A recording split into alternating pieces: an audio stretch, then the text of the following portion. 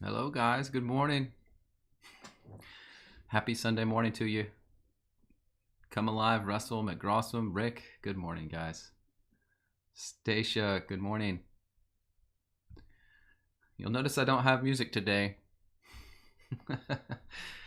Music is a constant problem. I really want music, but finding music that YouTube will accept and not ding me on this or that reason, copywriting, all this, it's something I'm aware of, trying to remedy so that I can have some music. I've been listening to music for the last hour, getting in the spirit of what we're doing here. C. Jones, good morning. It's good to have you all. I hope your vacations and time off or away was good. I did miss doing this with you guys, but good to have time with family and also to relax and be away from everything for a little bit too. I kind of apologize it was so long. Just had a lot of things going on even after the holiday season. Had some things that I couldn't avoid that just caused me to be out of pocket. Good morning, Jason. Good to have you.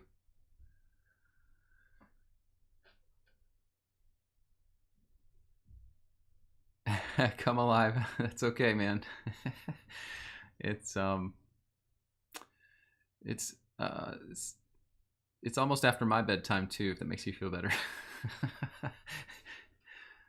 It's really hard. We actually have some people that want to join that are in Australia, and they can't do it because for them it's just a horrible time, right? Good morning, Jeannie. Thank you for joining this morning. It's good to see you. Right at dinner time? Okay, Meg Rossum. Thank you for that. Good morning, Katie plus mom and Squiffy Bear. Good morning, Judy and Lindsay. Glad you're back with your lives. Yes, life continues in 2023, as much as we wondered if it would. uh, yes, back to normalcy. I hope that my long hiatus didn't alarm anyone. There's nothing changed, nothing different. Only things better.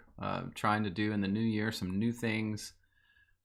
Changing a little bit the way I produce the videos that I'm making, and I have had some ideas for that. Good morning, goodness over darkness. Good to see you, brother. So yeah, I'm trying to up the scale on some of the videos I produce, make them a little higher quality, edit them down a little bit. I have a lot of background in video work and editing and graphics, but you can take things to a level where I could work full time on those videos, but I can't do that. So trying to at least step them up a little bit for the videos I pre-produce, and then the live streams. Of course, we'll keep doing these, and it's possible during the new year we may add a couple different types of live streams to the mix. I'm considering that. I'm not sure about it yet, but we'll see about that. Good morning, Armored Raven. It's good to have you too. So guys, go ahead and put any topics that you want to talk about in the chat. I didn't carry over any from last year. There's a few that I have on the docket that have been mentioned, but I just hadn't had time still, and I haven't studied them. Of course, I have produced 2 videos in the meantime, so I put most of my effort into those. But start thinking about the topics you want to discuss this morning, or scriptures even if you just like to read through them. And again, as always, please don't hesitate, depending on the topic. Don't worry about if it's a topic you think people will be, okay with or not okay with, or if it's something that you want to know about.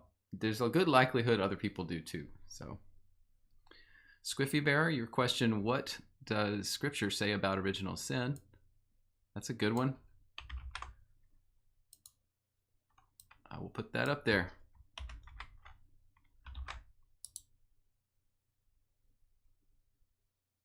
So that is one we will do.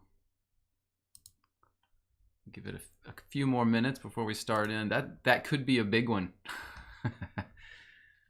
Goodness over darkness. Is the magnetic North Pole God's throne?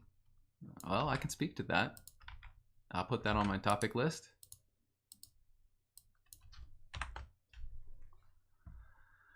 C. Jones, what does the word kosmos mean? The word we translate world. Okay, I like that topic. I can do that too. So I guess I should share my screen so you can see these topics as they're going on the list. So there you got it so far. Russell Davis, you say, would you like to take a shot at Mark 4, 10 through 12, especially the last sentence? What does Jesus mean? Well, I'd say we should talk about that and look at it, because offhand I'm remembering what Mark 10 or 4, 10 through 12 says, so I'm not even going to look. Let's just go at it blind. This is the real deal here. There's no pulling no punches. C. Jones, what did it mean to them? And I think you're meaning by that referring to your question about the word cosmos, the word world. Yeah, we'll do that for sure.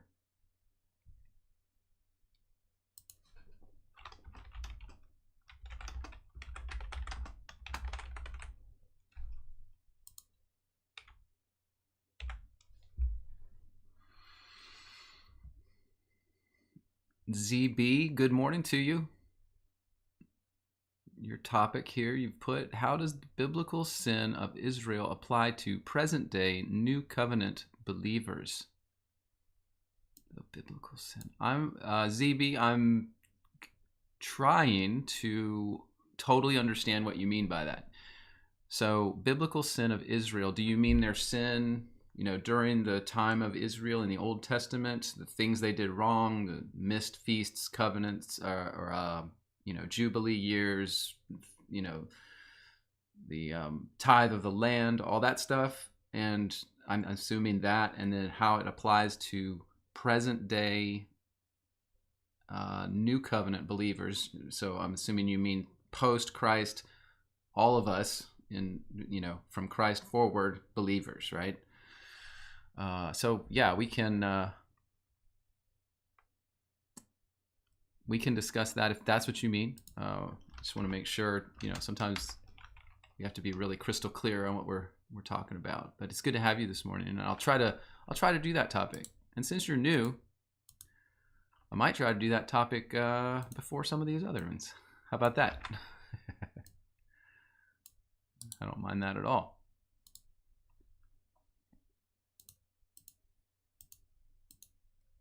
Okay, so that's on there. Now we got a lot of topics, so I'm wondering if we can take any more. Let's see here. I'll get ready here for a second for that passage on Mark. It's 4.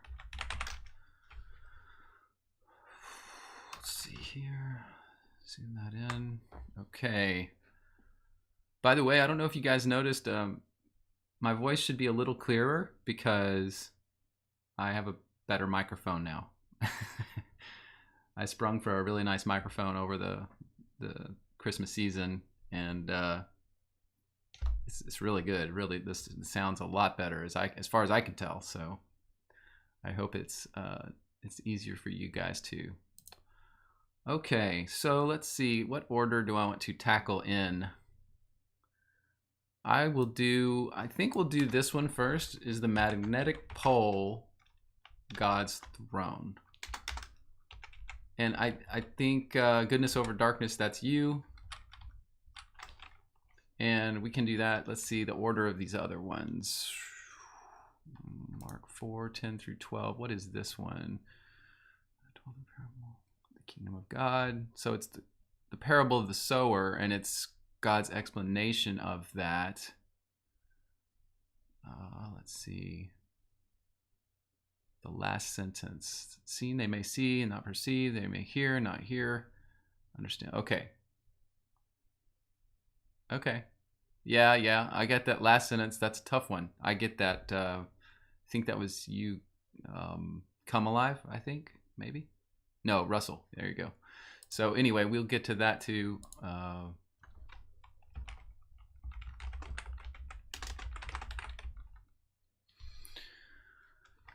Let's do ZB, our new entry. We'll do his topic second, because I don't think the magnetic North Pole discussion is going to be a super long one. But goodness over darkness, I know sometimes you have a lot going on, so we'll do yours and get out of the way in case you do have to leave or something. I know you have a channel too, and you do a lot of things. I don't know if you do something Sunday mornings, but we'll go ahead and do yours quick, so you can, if you need to get to something, you can. So good to see you this morning. I hope everything's going good for you. Let's see, scripture about original sin. That's a big fat one that Squiffy Bear you added there. That's a big fat one. Scriptures say about original sin. Oh my goodness, that could take like all day. What does the word kosmos mean? This is a good one. This one also is not a real long one, so I tend to like to put the shorter ones at the beginning. Let's do that. And let's end with original sin because, again, I think that's a big topic. We'll have a lot of discussion about that. But, okay, I think this looks good. So let's see what you guys are saying. Make sure. Goodness over darkness. You say in Revelation 4:3, you feel as describing Aurora Borealis. Lindsay Ball, good one. Original sin. Calvinists want us to think that we're disgusting, depraved sinners who can't hear the gospel. That's true. Goodness over darkness. You appreciate it. Good. All right. Cool. All right. Well, let's go ahead and get started then. I'm excited. And so we'll put first on the ticket here, magnetic North Pole.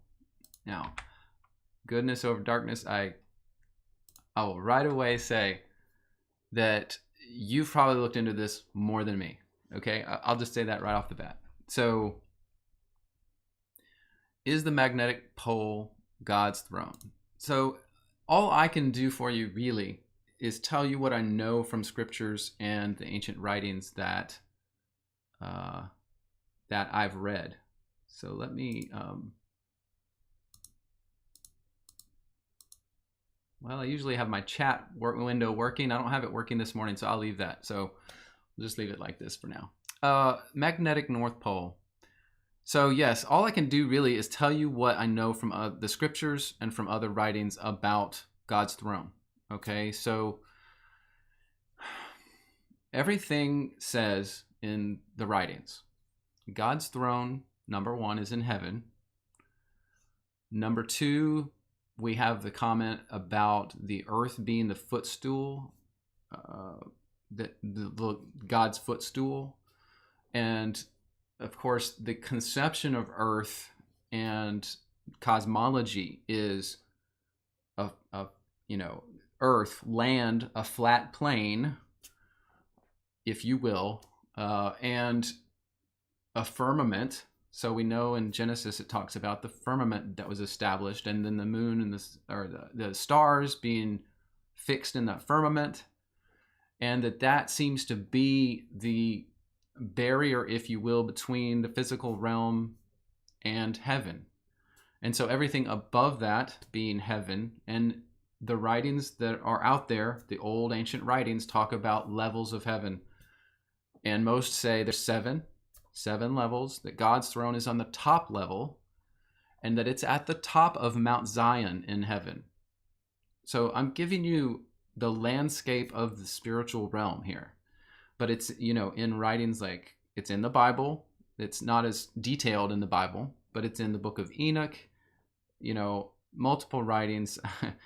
As you dig into all of them, I think that the Gospel of Bartholomew, I think the Ascension of Isaiah, there's a few like the Apocalypse of Abraham. And so we see descriptions of the throne of God. We know what it looks like. It sounds like from both Ezekiel and Revelation, the throne of God sits on a plane of glass. Now, it says in the writing in the Bible, it says a sea of glass, but that's not it's the word in Greek is plane. It's like a flat plane of glass or crystal, that the throne is, I believe, amber in color, and that what you're talking about when you mention the aurora borealis, it also mentions there's a green bow, like a rainbow, essentially, around the head of the Father.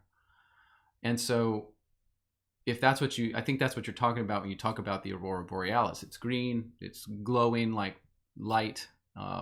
So maybe that is a good representation of what surrounds the throne of God.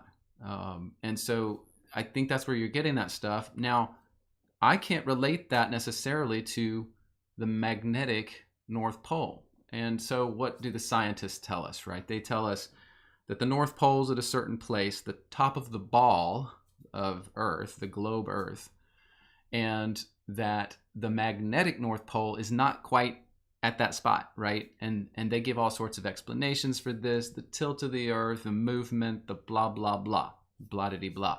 So all we can take from that is that, number one, what they tell us is sketchy at best, what the scientists tell us about all that. Now, can I say for sure that I know there's some relationship between that magnetic North Pole and God's throne? I don't know. Maybe.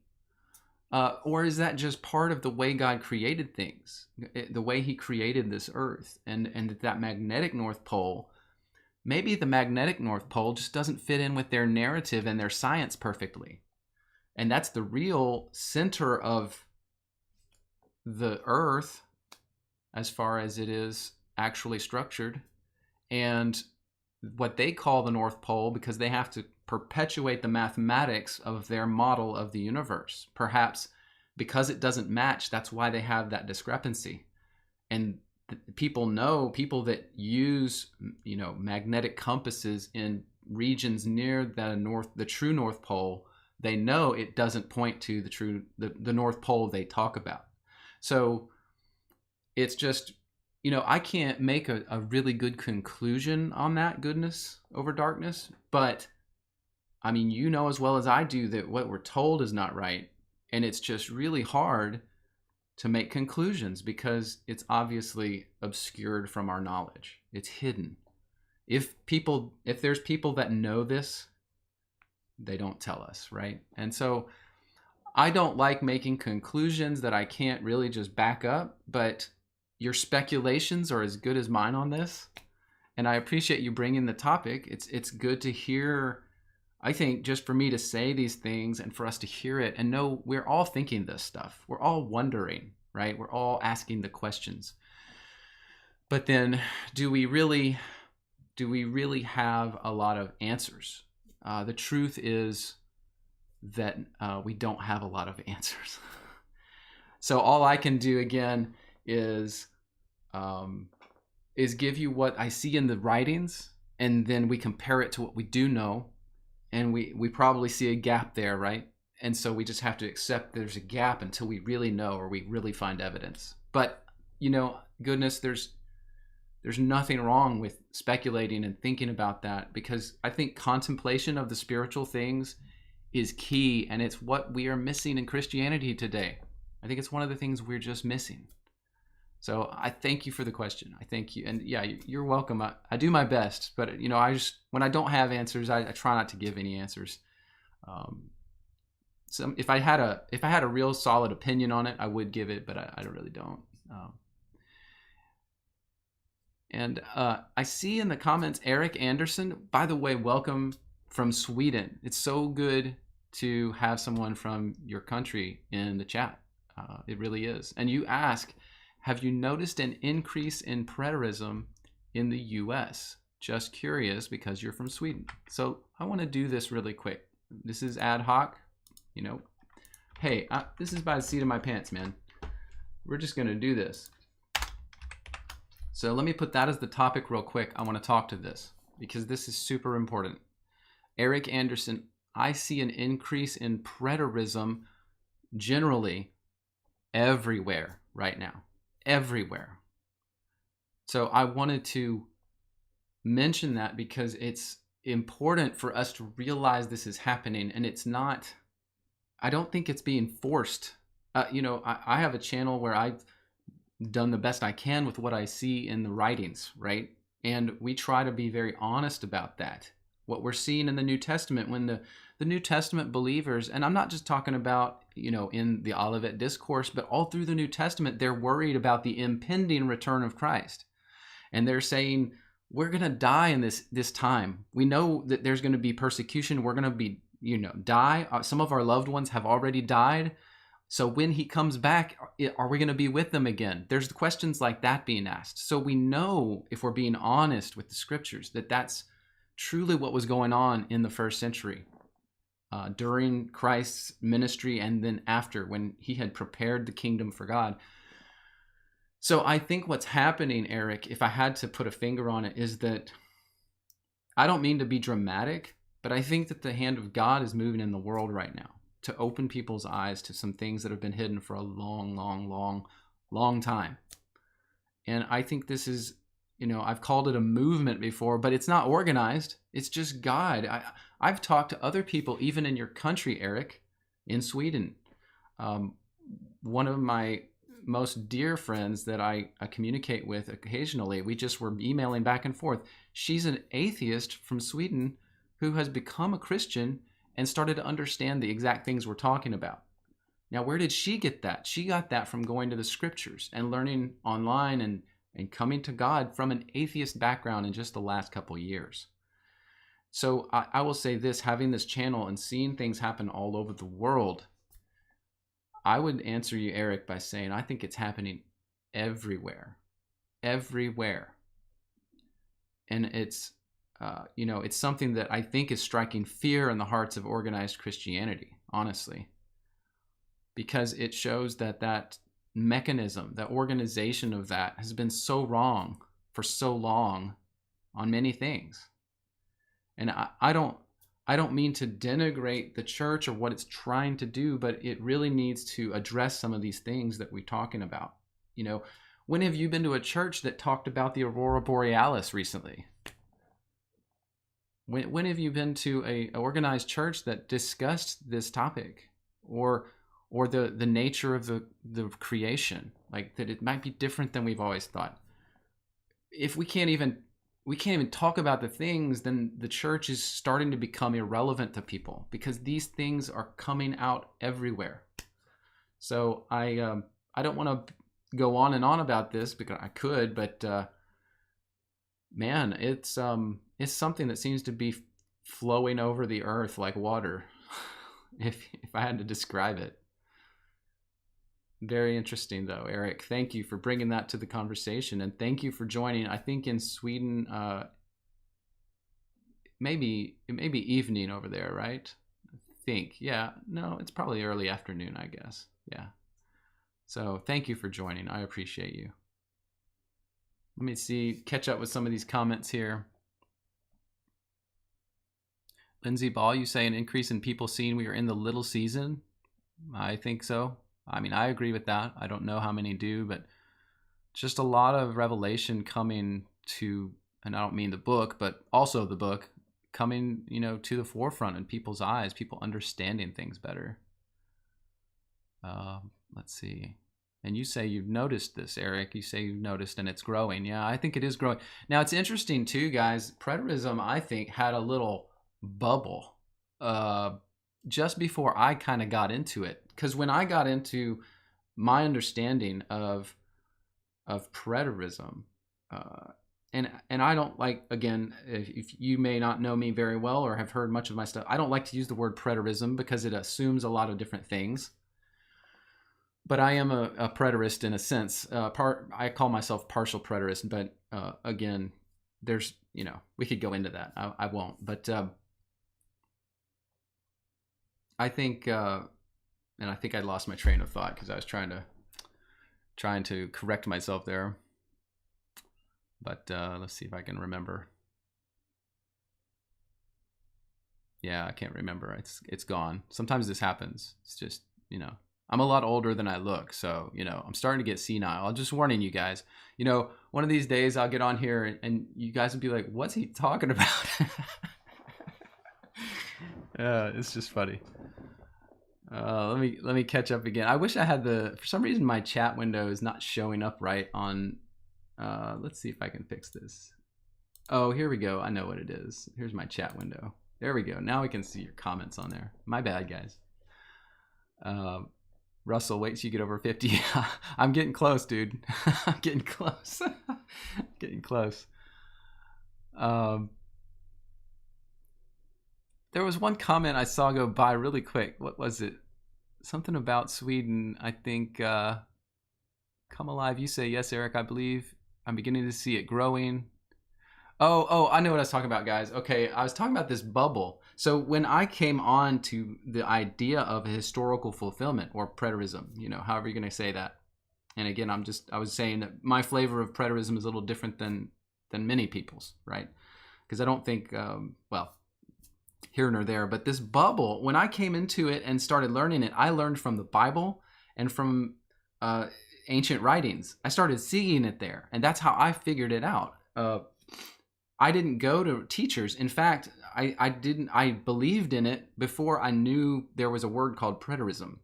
So it was a natural thing God led me to, and I could tell the story. It was, to me, miraculous, but all that happened, and then I started looking online to see what was happening, and I noticed that Facebook was covered up with groups on preterism, and that people like Max King and Don Preston had already been out there for a few years, and that there had been this kind of, rise and fall of preterism already. People had come onto it. A lot of people were getting disenchanted with the way it was being taught, and some of those teachers, I think, by the way, Max King was not I think he was somewhat heretical in his teaching, but that's beside the point. There's some things you can go out and see his website now and his sons, and it's crazy talk, like the stuff they talk about. Anyway, but I think preterism had gone and had this little breath, like a bubble, and then died down a little bit, and then here comes all the people like myself, and we're trying to really study the scriptures and figure out what it's truly about. And, you had guys earlier on like David Chilton, who then passed away. And he did a lot of work that I will admit I read a lot of his stuff and listened to some of his talks. But there seemed to, it's just interesting how there was that little bubble. And then now it's just like all over the place, all over the place. People are talking about historical fulfillment and what that means to us now, right? How it changes everything. So I think that's very important. I think it's very important. So I guess that is at least discussing that a little bit. Eric, thank you for coming into the chat and mentioning that. I think that's important. And so I'm just glad to talk about that a little bit. Let me see here. Stacia, I noticed you said that you were just told not to ask questions about Christ's return in church. Our church believes he is yet to come, so I've been warned not to be divisive. It's so crazy, man. It's so crazy. You can't ask a question. It's almost like the coming is deified instead of Christ himself. Like what if we worship God and his son Jesus Christ, then why can't we ask questions about understanding the reality of what they did? It's almost like the events and the eschatology has been worshipped instead of the person of Christ and the person of God the Father. And I hate to say that. It sounds horrible, but that's what I've seen as I came into this and then started talking to people and experienced the same thing you did. It's like, don't take my rapture away from me. They're just about strangle you. Don't take my, tribulation away from me. I gotta have that. I want that tribulation. What? What's wrong with you? I mean, I shouldn't say that. Most of us have been there. Most of us came from that, right? So it is what it is, but it's just sad that it has to be reacted to like that. But anyway, don't take my rapture, my precious. Okay, let's go on to our next topic, guys. We gotta keep moving a little bit because we have so many on the list now. So let's do that. Let me get up on the list here now.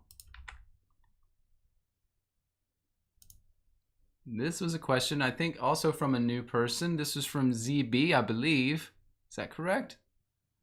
Yeah, I think so.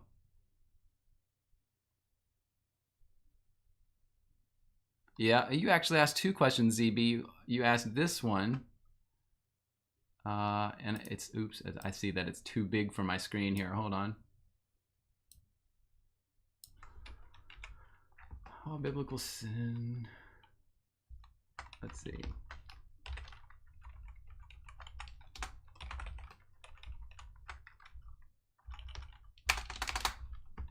Okay, yeah, there we go. Oh, let's do this. Okay, now our topic's up there. ZB, I noticed you also said sin law prior to Jesus defeating sin. How we are tied to those same sins today. Hope that makes sense. Yeah, I think so. I think so. So ZB, I don't know how new you are to my channel, but I talk a lot about the law, and I don't know where you're coming from. If you're coming from kind of a Jewish law-based background, we got some people that come to these kind of topics from like a Hebrew roots type background or context, or not understanding necessarily, or feeling like the law still applies, or all that kind of stuff.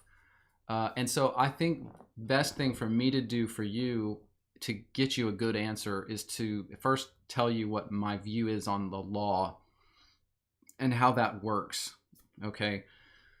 A lot of people that come from a very Hebrew focused or Israelite focused belief set, they see sin as one thing only, and that is disobedience to the law. And they see that because there's a verse in Romans that says something about that, to that effect, that it is sin to, fall short of the law.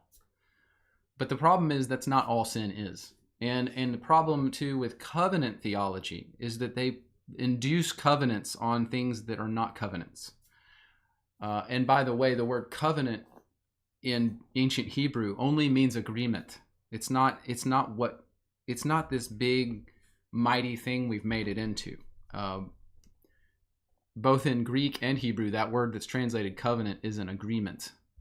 And so,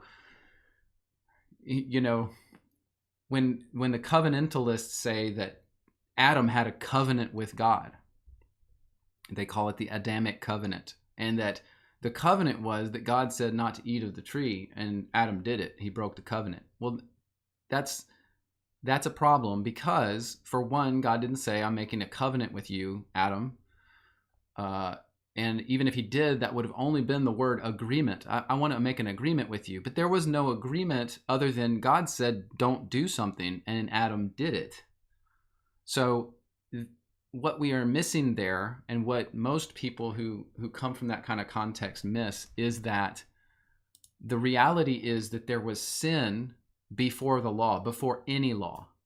There had been sin for thousands of years before the law was written.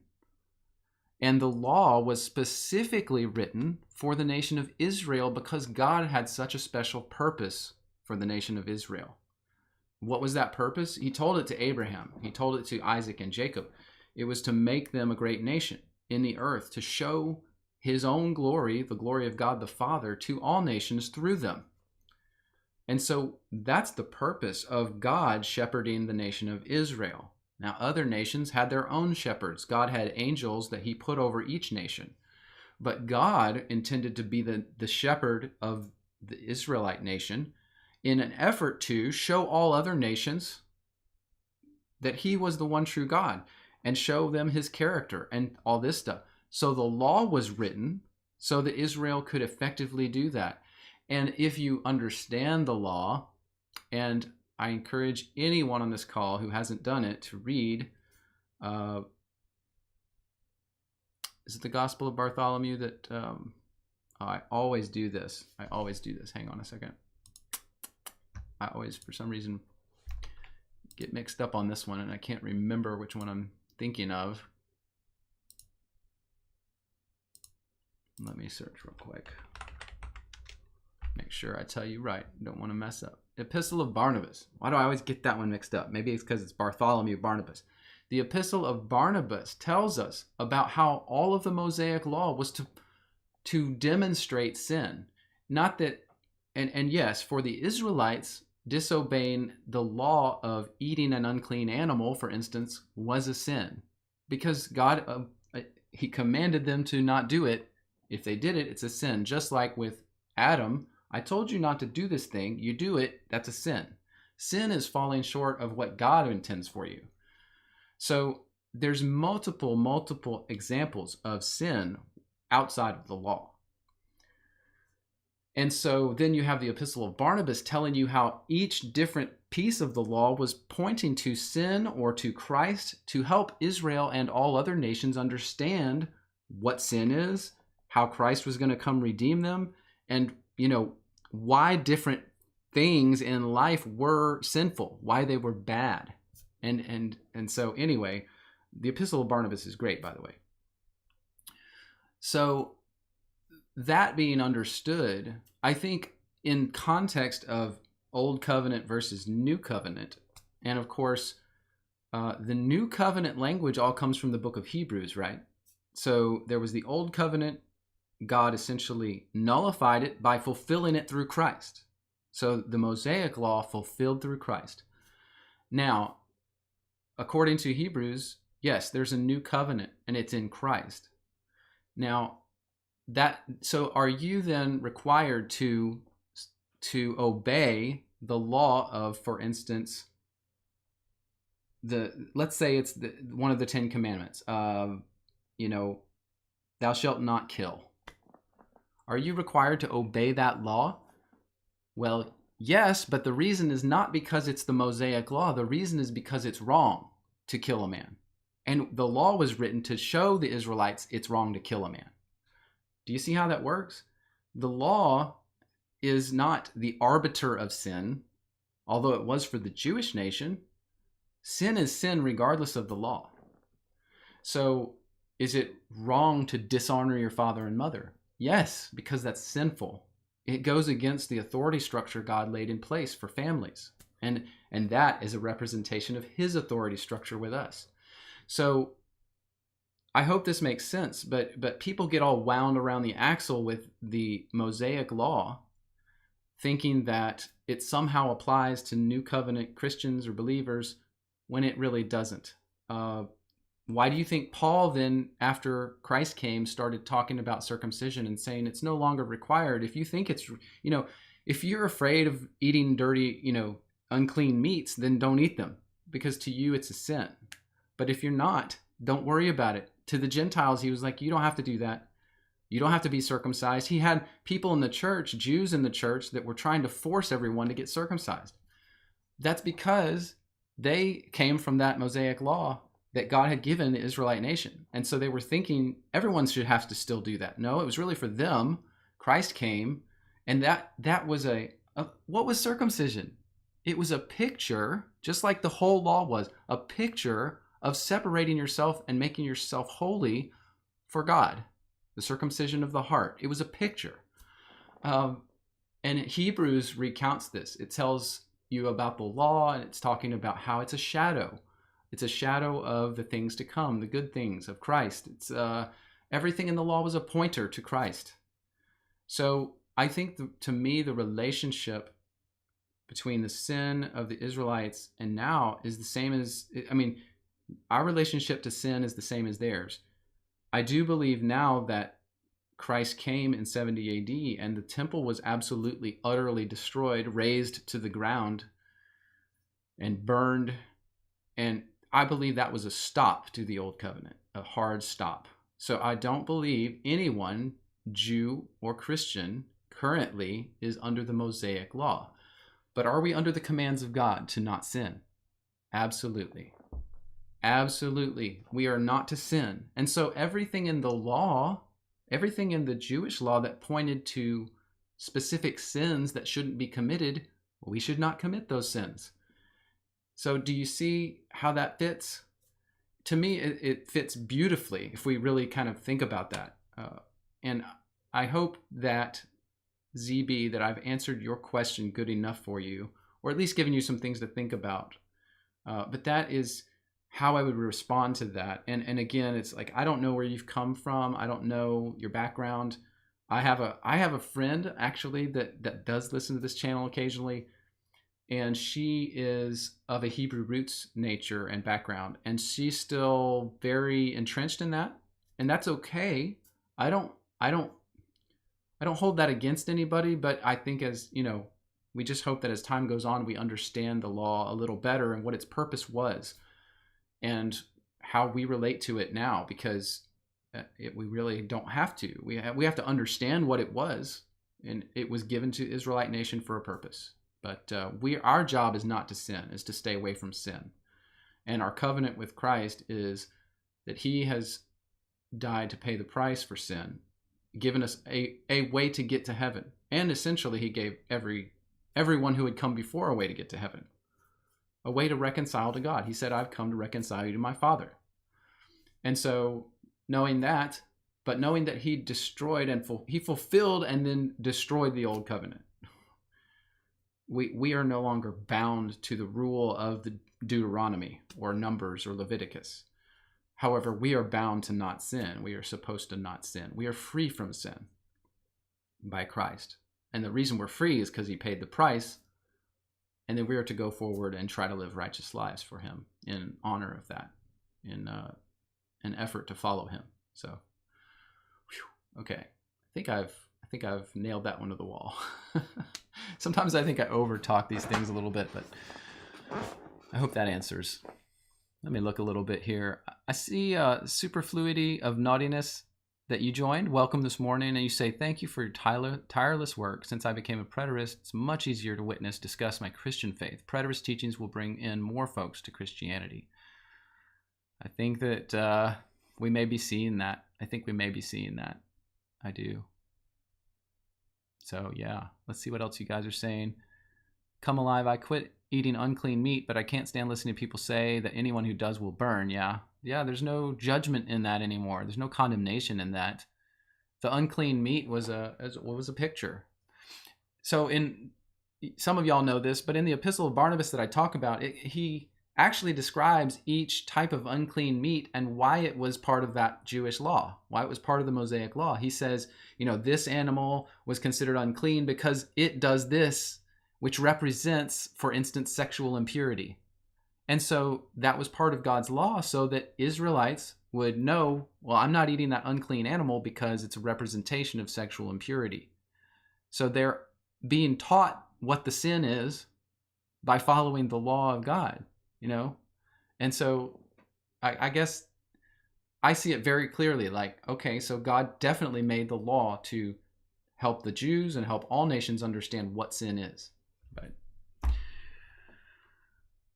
John Williams, you say you think Luke did not necessarily understand the Apostle Paul's intent. Okay, that's kind of another thread, it sounds like. Okay, so I think what I will do then is probably go on to our next topic. Okay, so let's do our next topic. That is, what does the word kosmos mean? Of course, this is a Greek word, kosmos. And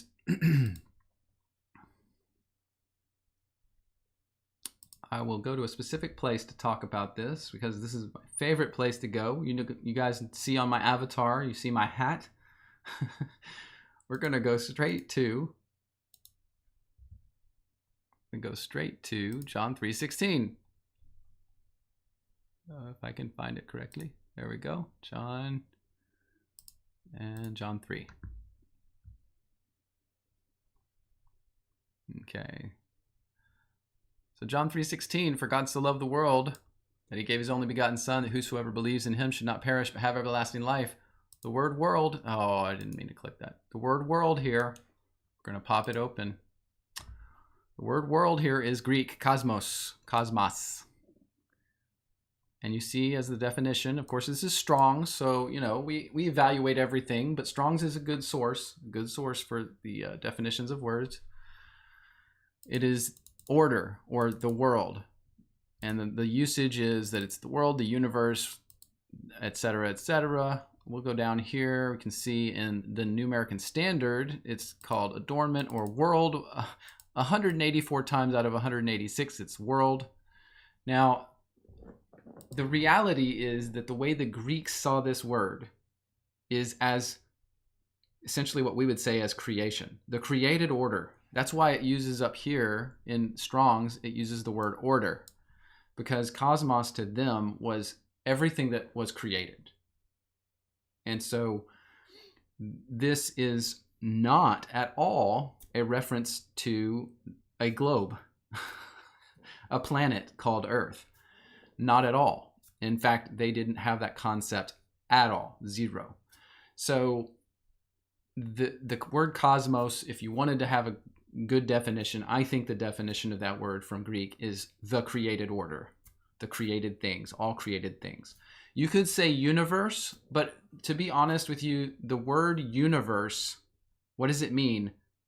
Uni meaning one, and verse meaning statement. Like universe means something different. It came along in our modern time. That word is not correct at all. It sort of means the same thing, but I don't like using the word. I think it's a deceptive word. I like, when I see the word cosmos, I think created order. And so to me, it's interesting, just in the context of this verse alone, and I have taught this before, God so loved the created order, everything created, not just you and me, not just people, not even just his elect. He so loved the cosmos that he gave his only begotten Son, that whosoever believes in him should not perish but have everlasting life. That helps you understand a little bit of the scope of what God did with Christ.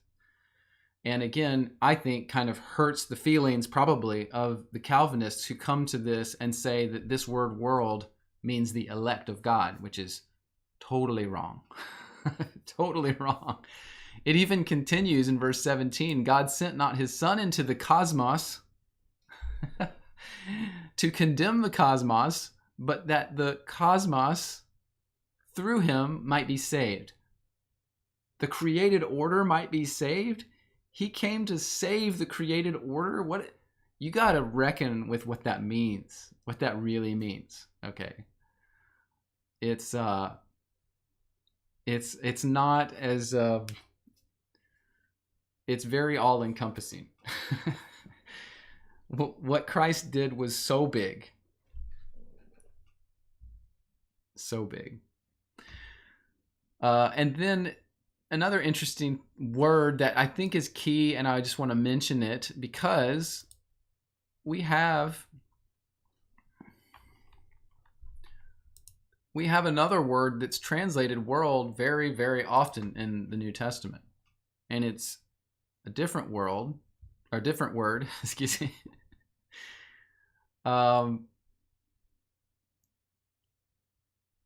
Yeah, I think I thought here they translated it world too, but here it's translated earth. I think it's this word gehe, which is land in Greek. Okay. That's usually the two words they use, is gehe or cosmos. And sometimes that's world in different places. I believe that's correct. Well, it's earth. Okay, they translate it earth, which makes sense. I mean, earth in its most specific sense, as far as the etymology of the word, means soil, right?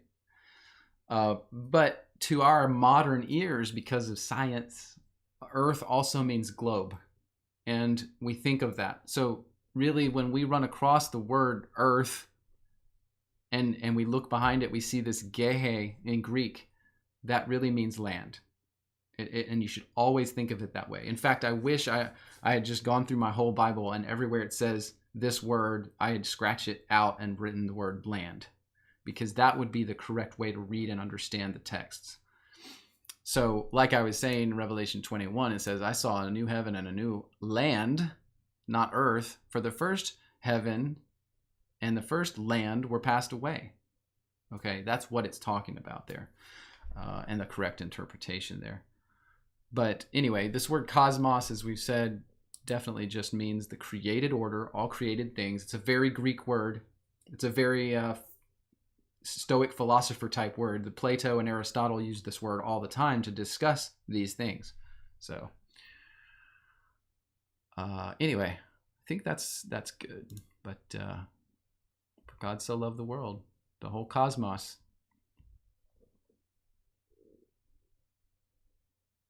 Stacia, you mentioned in Genesis, God called the dry land earth. It's true. So in Genesis, it's, of course, we're talking about Hebrew. And so the word here, earth, in Genesis 1:1 is the Hebrew word eretz, ha-eretz. And that is, again, the same thing. It's land. It's never globe. It's never planet. There was no concept of that. They didn't think that way.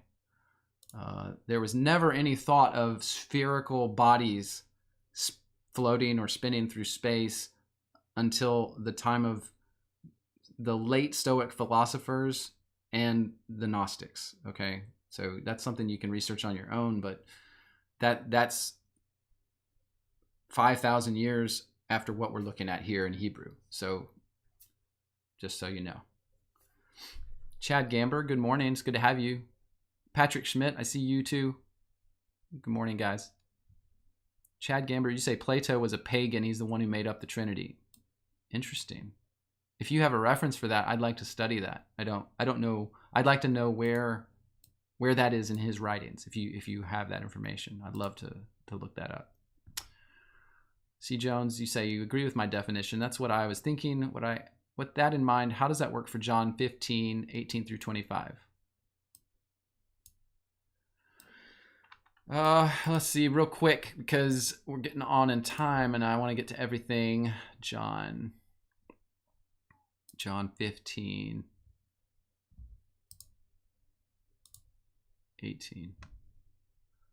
So John 15:18.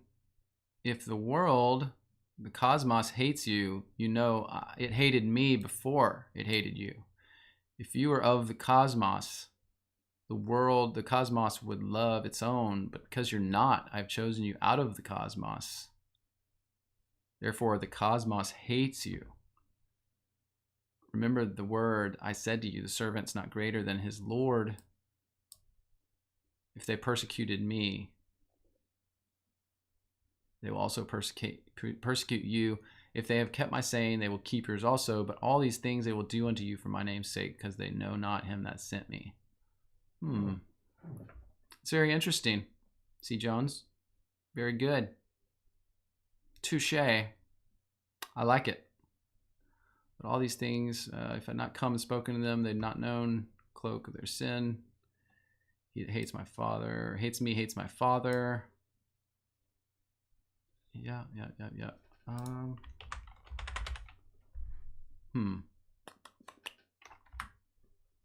Interesting.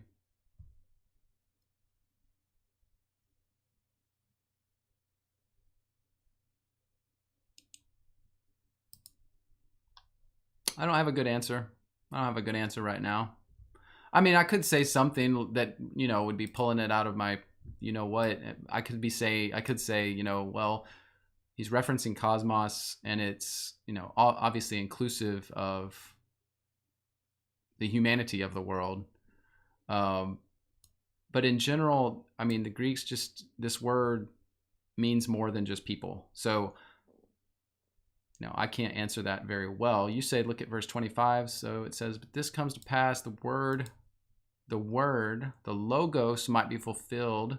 That is written in their law. They hated me without a cause.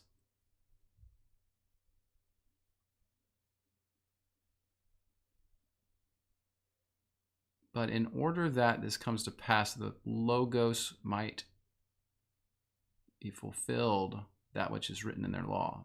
I'm kind of assuming it's saying that the logos would fulfill what was written in their law, which we know this is a quote from the Old Testament, that they hated me without a cause.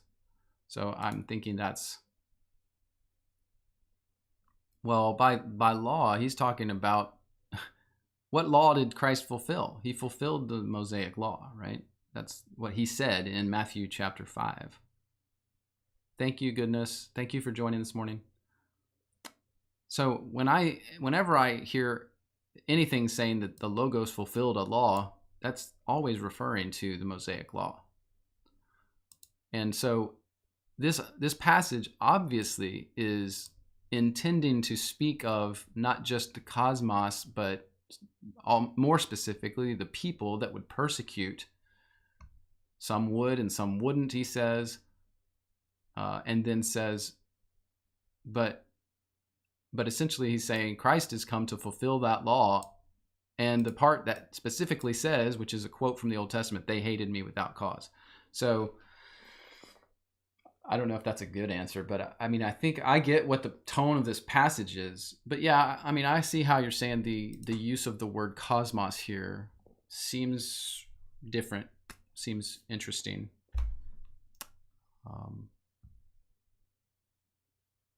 Kind of curious about this. I'm not going to spend much more time on this, but 1525. I'm going to the very literal, Young's literal translation, just to see what it says on this verse, this passage. He says world. He translates to world. If the world on its own would have been loving. But see, this is kind of, okay, so get this. This is kind of like our language. Like we say world. That's why they used this word world. They would never say the word, they didn't. The word they would use instead of world for us was cosmos. But cosmos really had a broader meaning. Do you see what I'm saying there? But for them to say this is just like us saying the word world in this case. The whole world, like everybody, everything, and everybody. So I think that that's the best I can do right now. And I think that's the best I would ever be able to do on this passage. But I think that's what's happening here. It's just their way of being fully inclusive, saying that you're going to be hated by everybody. So yeah, I won't spend any more time on it. Thank you, C. Jones. Thank you. It's a good study. I always like bringing that attention to the word cosmos and gehe and haaretz in the Hebrew. It's important. I think that's one of the things that I think would fix most people's understanding of many things in the scripture. So I'm glad you mentioned it. It's not a problem at all.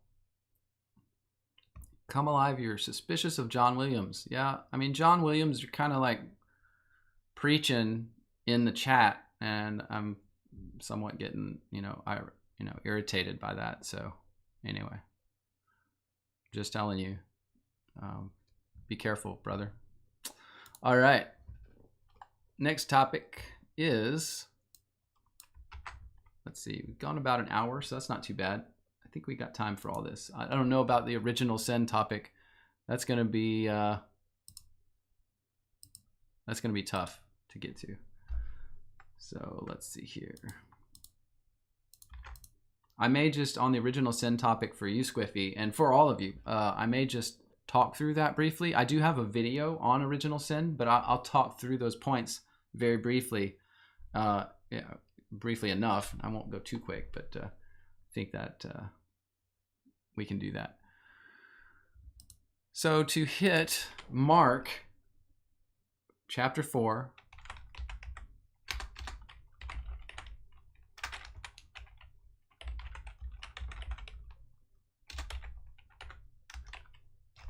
verses 10 to 12, focusing on verse 12. Let's see here. Let's read it together. Mark 4, 10 through 12. And he was alone. They that were about him with the 12 asked him of the parable. And he said unto them, unto you it is given to know the mystery of the kingdom of God, but unto them that are without, all these things are done in parables, seeing that they may see and not perceive, and hearing they may hear and not understand, lest at any time they should be converted. That word is return, not convert. So, lest at any time they should return and their sins be forgiven them. Yes. So I'm assuming, and I think, I can't remember who did this one. can't remember. Again, my memory is not all it could be. It's not. Russell Davis, that was you. Great. Yeah, this is it's a hard verse to read and really feel comfortable with, right? It sounds like Jesus is saying that me and God here, we don't want them to understand what we're saying because we don't want them to come back to, we don't want them to be saved, right? That's what it sounds like. So I first want to be really crystal with the language here. So I'm going to go to the Greek real quick, the Greek interlinear, and just look at it. Just want to make sure I understand, not make a false assumption on what's being said. So that seeing, they might see and not perceive, and hearing they might hear and not understand, lest they should ever turn and should be forgiven them.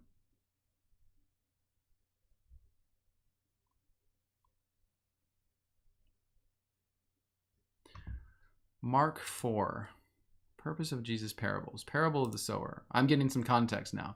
Jesus heals on the Sabbath. Crowd follows Jesus. 12 apostles, house divided. Jesus' mother and brothers. Heals a paralytic, calls Levi. Question about fasting, the Lord's Sabbath. Mark 5, demons into pigs.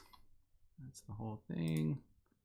Mark 6, Jesus rejected ministry. The ministry of the 12, he calls to them and sends them out to the synagogues. When the Sabbath day was come, he began to teach in the synagogue. Trying to get an idea. I have this hunch that this has to do with his ministry and what his timing was intended for. I don't know. I'm not sure about that, but I have this weird hunch. It's kind of gut check feeling. Let's see here. Well, I don't know. Let's just go back and discuss just the passage itself. So the parable of the sower is in verse 1 through 9. And then we have verse 10 through 12, where he is asked, after he had told the parable, it says, they that were around him or about him with the 12 asked him about the parable. It almost sounds like in addition to the 12, there were some around that were asking about this. I'm a little foggy on that too. But in verse 13 through 20, he explains this parable. The sower sows the word, Satan comes, stony ground, they receive it, but then it's uprooted. These are the things which sown in the good ground, and they hear it and receive it and bring forth fruit.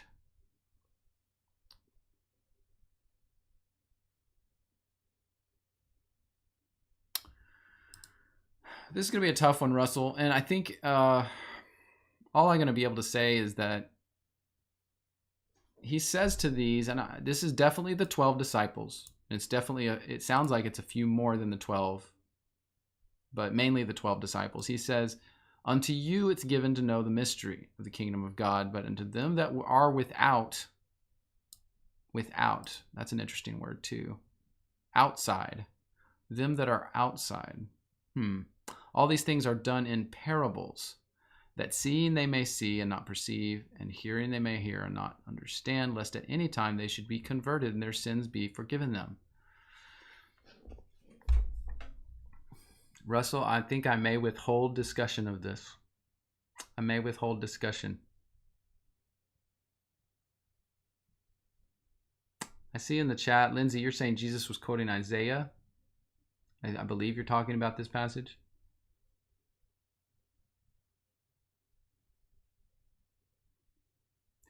I mean, there is this sense, of course, in Christ's teaching of that in all the parables. He tells them this. He tells them that the mystery of the kingdom is to be known to you. And the parables, in fact, they were almost always described and explained to the disciples after the fact. And so it's interesting, he chose the parables for a reason. And according to this, it was obscurement. It was to keep the message to give the message to certain people, but not others. And so all I can say is that there is a sense, even in prophecy in the Old Testament and in writings like the book of Esdras and Baruch, that there is some information meant for everyone, and then there's some that's meant for the mature follower, disciple of God. I'm not saying that that's what's happening here, but I'm just saying there's precedent for that as well in ancient prophecy. And I think it's just our modern understanding of this verse is probably not that great. And so it sounds like, oh, well, he's capricious. He's trying to prevent people from coming to the kingdom. But the interesting thing, though, we have to realize, Russell, is he did not preclude anyone when he was telling them about who he was and preaching, for instance, the Sermon on the Mount, and I am come to fulfill the law and the prophets, and all this other stuff. There was so much, he gave them everything in plain language. But there were apparently things that in the parables he gave to specific groups of people that were for them only. And so the parable was a way to obscure that from all the hearers. He could tell the story, and then later on, this says when they were alone, then he explains the parable to them so they understood exactly what he meant and got new information that wasn't really for everyone, either at that time or in general. So I think it's something that we just need to consider and think about. I can't give you a perfect answer right now. And I may never actually be able to give a perfect answer on that. But I wonder a few things. I wonder if it had something to do with, like I said, just the circle of the disciples knowing certain things and not the other people. I also wonder if this word without, the ones that are without, outside is what the word means there. The ones that are outside, is that the ones that are outside the kingdom they're never going to be a part of the kingdom? Is it the ones that are outside the Jews, the Jewish nation? Because we know that Christ's intention was to essentially, with his ministry, was going to the synagogues. And we saw that further in Mark. You see it in the other Gospels. He sends the disciples to the synagogues to win back the Jews. And we know in Revelation that in the end of that time period, there was 144,000, the remnant of Jews that literally were still his followers out of all of the Jewish nation. So is it that possibly that group, these people were not in that group, so their understanding of the kingdom would just be limited? Is it that? Or is it that he's just giving the disciples the special, here's what all this means, here's the mysteries that I'm revealing now? There's just a lot we could speculate on, and I personally right now don't have a perfect answer on this verse, but I think that when we consider all those things that were happening, I get a feeling that it's accounted for. It's not just Jesus being mean to people, but I can't fully explain it. I just can't. So I'll leave it there for today. Russell, you say the Gnostics love this verse? Yeah, I mean, sure. I'm sure that they try to find every chink in our armor they can, right? Oh, goodness. Yeah. There's also those verses about when Jesus was in the on the Mount of Olives praying, or the Garden of Gethsemane praying, and he's talking to God about the ones you've given me. The ones you've given me I have delivered, blah, blah, blah, blah. Anyway, there's a lot of separating and sifting going on at this time period. There's the ones on the left hand and the ones on the right. There's the sheep and the goats. There's all this different stuff happening. There's the parable of the fish where he separates out the fish, right? Is it within the realm of his authority to be able to do that and not be judged by us for doing that? Yeah, it really is. So it's tough. It's not easy. It's not easy for us humans. So anyway. All right, let's go ahead and try to finish up our last topic. And this is Squiffy Bear. This is yours. What does the scripture say about original sin? Original sin. You know what I'm going to do on this to start out now, just to kick off the discussion. I think what I'll do is I'll do a little search for original sin to see. You know, sometimes I forget like all the passages that are the arguments for these things. So I'm going to hit really quick and just do original sin in the Bible, quick search, and then that'll help us pull passages, and I can then, you know, use the passages as a discussion point. Should we go to Wikipedia? Why not? Wikipedia. Original sin. It's the doctrine that holds that humans, through the fact of birth, have a tainted nature in need of regeneration and a proclivity to sin. Yes. Let's see. The belief began to emerge, as I would have told you anyway, in the 3rd century with Augustine of Hippo. That's absolutely where the belief started. Okay. He's the first one to say anything like it. By the way, the Jews never believed in original sin, nor do current modern Jews, as far as I understand, believe in any original sin. They don't believe it. It's not a doctrine. Never has been. But yes, Augustine did believe in original sin. And you know what? You know what the reason is for Augustine's belief in original sin? Before we get to the passages, you need to know about Augustine. Have you ever heard of the writing Augustine's Confessions? Augustine's Confessions were overwhelmingly, majority of them were about his own sexual sin. He had issues. The man had lots of issues. Augustine had a sexual drive that he could not control. It was his Achilles heel. In fact, there's the history tells us that he essentially married a young girl that was, I think, in the range of 12 to 14 years old. And because he was a part of the Gnostic group, the Manichaeans, and the Manichaean sect, by the way, they were very astute. They were different than some Gnostics. So these Gnostics, they definitely agreed that the spirit and the flesh were totally separate, but they didn't ascribe to that nothing you did in the flesh mattered. They tried to stay completely pious and holy.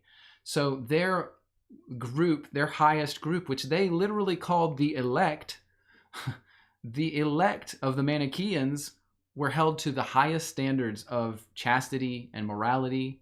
And they had Augustine in the lower ranks, and Augustine wanted to be a part of the elect, and they would not let him in because he had all this sexual sin he was dealing with. And his confessions are just a recounting of his struggles against sin in his life.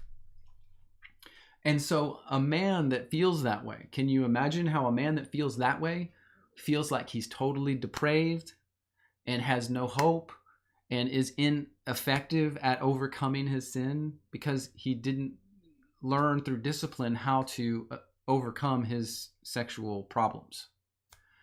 And they haunted him all his life. And probably only through time and age he got over some of that, I think. And then towards the end of his life, he was, of course, a renowned saint in the Catholic Church. But now you see the mindset of the man who brought us original sin.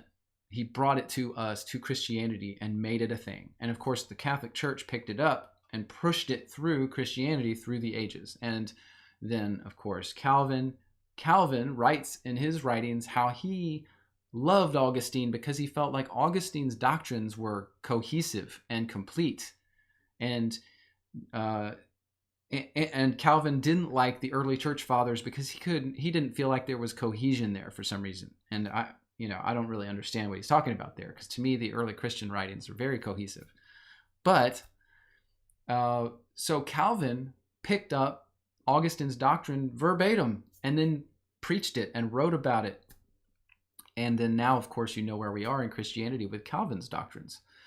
So that's how we got that doctrine. It's not like it was always there in Judaism or in the early Christianity. It just wasn't there like that. So to answer your question, where is it taught in the scriptures? Let's see here. Yeah, Psalm 51:5. Okay, so Psalm 51:5, that's a place that people go to.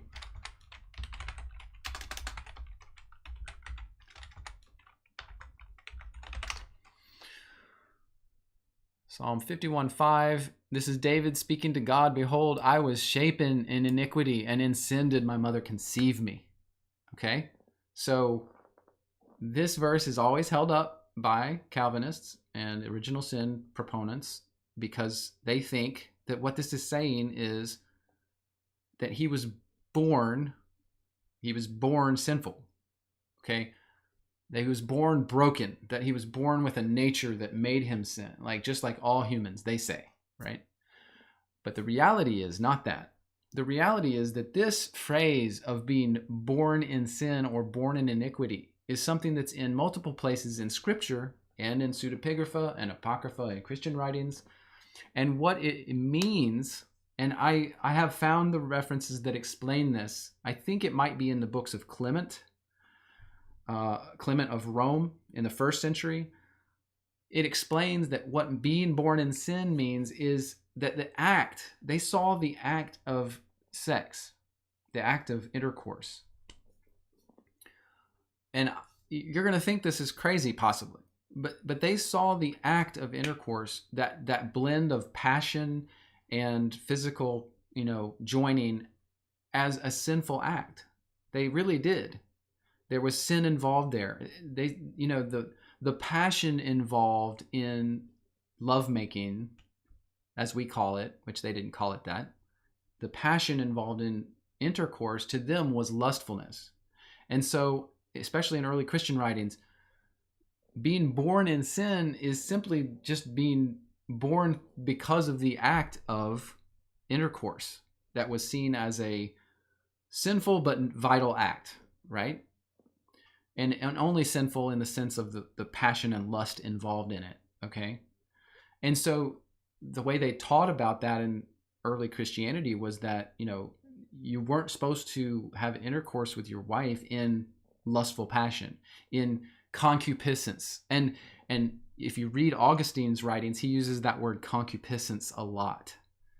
But that's what they talked about. And so this statement in Psalms of being born or shaped in iniquity and in sin my mother conceived me, well, the act of conception is the intercourse. It's what's being talked about here. So this is not David saying, I was born broken. I was born with the sin nature. It's instead a comment on that this is how, I was born, and you desired my inward parts. You knew all of me. He's talking about all the different things.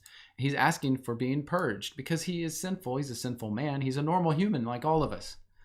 Okay, so this is not the best argument that an original sin person would have, really, if they understood the text. It's just not. So if we go back and we look at other passages, what others? Romans 5:12 through 21. Okay, so let's go to that. And I think this is the seminal passage on it. So Romans 5.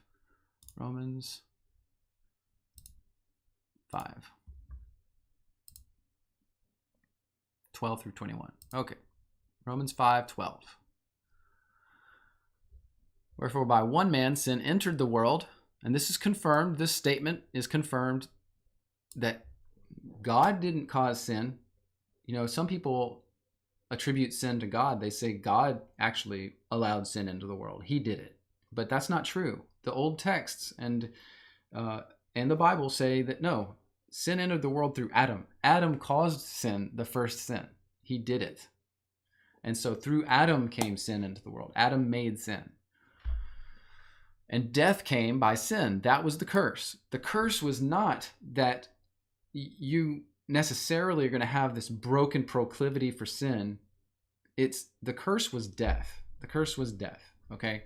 And death passed to all men because all have sinned. Okay. There's not a man alive that doesn't sin. And there's a reason for that. There's a reason for that. And when you put all these puzzle pieces together, you'll understand why I don't subscribe to original sin. But it says, for until the law, sin was in the world. See, before the law, sin was in the world. But sin is not imputed when there's no law. Nevertheless, death reigned from Adam to Moses, even over them that had not sinned after the similitude of Adam's transgression, who's the figure of him that was to come. So death reigned from Adam to Moses over them that had not sinned after the similitude of Adam's transgression. Okay? Now, the reality is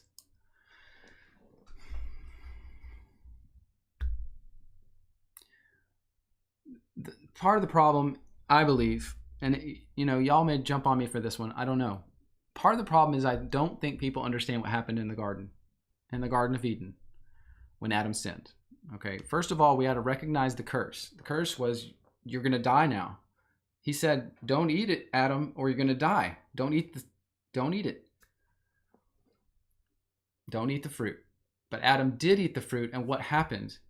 He sinned, and he fell. Now, what is a fall? What is a fall? Now, that's a question we need to think about. What happened when Satan sinned?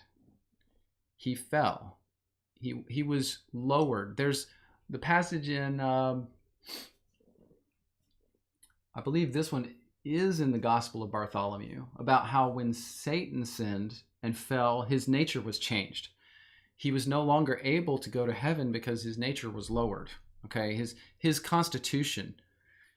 And in the same way, as we see in the first book of Adam and Eve had a nature originally that was a little different from our physical nature now. And so the nature they had, it says, was bright. It was glorious. They walked with God. Can we walk with God? If we walked with God in the garden right now, we would die. Our bodies would die. We can't do that. They were able to see angels. They were able to see the spiritual world through material things. That's what the book of Adam and Eve talks about. And that when that was changed by sin, Adam and Eve both ate the apple. They had both sinned, and they fell from their state they had. And they were frightened. Okay? It was so frightening for them because their whole nature of their bodies changed. Now they were subject to death, as God had told them. You're going to die now. You're going to die now, he said.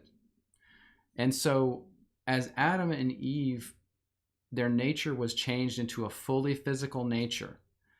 Now, if you want to call that original sin, I don't know, that's not right to me, but their nature was changed. And so now the only proclivity we have to sin comes with the fact that we're in the body, we're in the flesh. And so why do you think all the New Testament writings of the apostles talk about not satisfying the lusts of the flesh? Because we are this spiritual creature, not exactly like an angel, something different. God created humankind differently for special purpose of rulership. And through sin, Adam gave that up. And now the constraint to the physical realm came because of that. And so the proclivity to sin is not by nature some magical genetic thing passed down from Adam through humanity all the way to us. That's not what this is. It's only genetic in the sense that we're all now born in sin. We're born into the flesh. Whereas before, Adam's and Eve's nature was not like that. It was different. And so I think that to me, when we talk about the original sin, and you go back and you read Augustine, he's talking about genetics. He's talking about you pass down a trait. You do this, you do that. The curse was, he'll say the curse was this difference in the way our nature is from what it, and by that he means a genetic nature or a psychological nature. We have this problem in our heads that makes us want to sin. No, the problem is that we're in the flesh. We are spirits trapped in our flesh, and the flesh brings desires. It brings needs, things we want to satisfy the flesh with, all the different things. It makes it harder for us to make the right decisions. And so that's why we're born into the flesh. As David says, we're born in iniquity. We're born that way, and we have to deal with the flesh all our lives. And honestly, it overcomes every single one of us in some way. So why did Christ have to come to fix that? Because we're corrupted now through sin. And this nature that we now have, this physical nature as opposed to a spiritual one, it destroys us. It brings us to death, and death to Hades. And so that corruption cycle has to be broken, and that's what Christ did in the first century when he came and died, went to Hades, and came out. He conquered death, so that curse over Adam is not something that will hold us in the grave after we die. So I hope that explains like my view. I have a whole video that goes in all the detailed history of Augustine and Martin Luther and John Calvin, and how that view promulgated through history. But it's a very materialistic view, and it denies, it totally ignores the fact that Adam and Eve were first created in a very spiritual way, with different types of bodies. I like to say that it was similar to what Christ's resurrected body might have been like. Perhaps it was similar to that. But there's a few writings where you can get that information and put all these puzzle pieces together. Of course, the Bible is part of that. But then expanding that knowledge with the first book of Adam and Eve and the Gospel of Bartholomew, those two writings will clarify some of that for you. So I encourage you to do that research if you need to, or interested further. Believing in original sin in and of itself is not bad, but I think that the idea of total depravity is bad for humans. It's bad for us as members of the kingdom, because if we think we're incapable of doing good things for God, then are you ever going to try to do good things for God? Or are you going to sit back and are you going to pray to God, God, please help me to do good things while I sit here on my butt and do nothing? That's the real outcome of believing in original sin, is that you think you are invalid in doing good things for God, doing righteous acts. And so you don't try. And that's the state of Christianity today, is that most of Christianity is sitting by saying, I'm elect, I'm saved, that can never change. God's going to preserve me as a saint, as an elect one. And I am totally depraved, so I can't do anything good. So God, please help me to do something good someday. And then Christianity sits and waits. All of Christianity sits and waits for God to make them do something good, because they are incapable, according to their doctrine, of doing anything good. So there's where we are in Christianity. And I think that breaking down this idea of original sin is important for all of us as Christians to understand that God's true intention for us as humans. His true intention for us is that we are rulers, that we are, there's a hint of truth in everything and a hint of falsehood in false things. But, there's a lot of religions out there that say we are gods. Well, in a sense, we are more than we are, and God had intended for us to be more than we are. But then when Adam sinned, that changed.